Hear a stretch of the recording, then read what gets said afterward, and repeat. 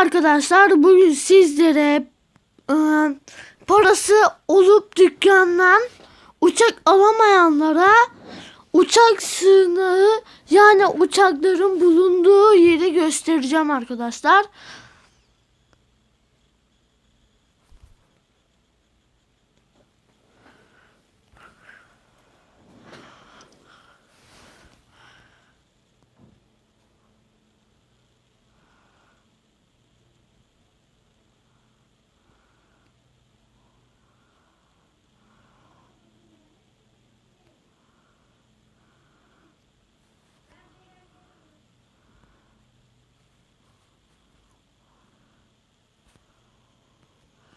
Gördüğünüz gibi benim burada uçağım var ama onu kullanmayacağım şimdi.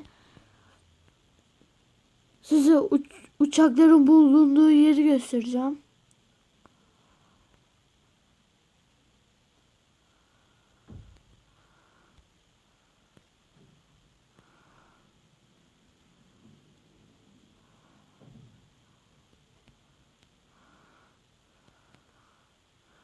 Ve geldik.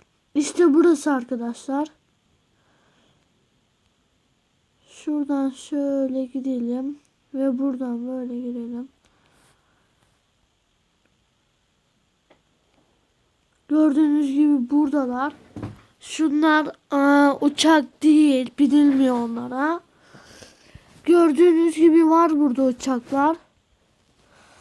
Burada helikopter var. Burada da helikopter var. Burada da jetpack gibi bir şey var.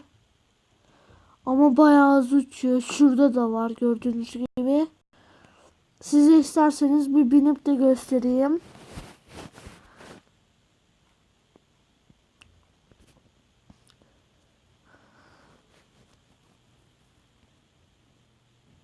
Gördüğünüz gibi son motorda yapıyorum ve uçağımı kaldırıyorum arkadaşlar.